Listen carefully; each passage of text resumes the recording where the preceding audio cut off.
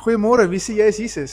Jesus is my pa, hy is my vader, hy is my beste vriend, hy is alles in my lewe letterlik. Ek kan niks sonder hom doen nie. As ek wakker word, eer ek hom. As ek gaan slaap, eer ek hom. As ek met mense gesels, eer ek hom, want hy is die lewe binnekant my. Jesus het my liefde kom wys, liefde wat ek nie geken het nie. Die Jesus wat in die Bybel was, wat ek op skool geleer het, was nie die Jesus wat ek ontmoet het nie. So hy is die Jesus van liefde. Wie is Jesus vir oom?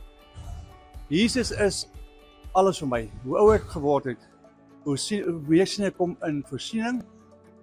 Ek sien hom in, hy het my totaal bekend gestel in die Heilige Gees en die krag wat daarmee gepaard gaan. Maar Jesus is vir my absoluut alles. In die naam van Jesus kan ons soveel dinge bereik. Johannes 14 wat vir ons sê en ek love hom. Ek love hom. Hy is die lewe en hy's die weg en hy's die waarheid. Amen. Wie is Jesus vir jou? Jesus is my geneeser. Ek het op my sterfbed gelê en hy het my kom genees. Who do you say that Jesus is?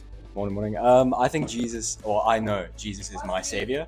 He's my healer, he's my provider, and he's my comforter. That's who I say Jesus is. Wie is Jesus vir jou? Jesus vir my, wel, Jesus kan vir klomp mense baie goed wees, maar vir my is hy definitief 'n pa in 'n baie groot manier, want my ouers is geskei toe ek graad 5 was en my pa, biologiese pa, awesome pa vir my gewees, want daar's net een regte pappa en 'n geestelike pa wat jou goed kan leer wat 'n wêreldse pa nie regtig kan nie. En dit is hy het vir my goed geleer wat ek tot vandag toe regtig baie groot waarde aan heg, soos hoe mense te hanteer, hoe om as 'n man in autoriteit, beide in die geestes en sommer net in die wêreld rondom ons op te tree.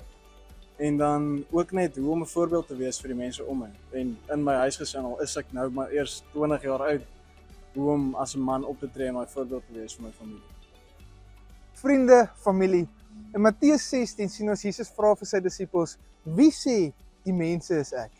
En net daarna vra hy vir sy disippels, maar wie sê julle is ek? En hierdie Sondag gaan ons lekker na Matteus 16 kyk en uitvind, wie sê die Bybel? Wie is Jesus? Ek sien jou Sondag 8uur by Old Tannery. Kom 'n bietjie vroeër en kry 'n cappuccino op die huis. Ek sien jou daar.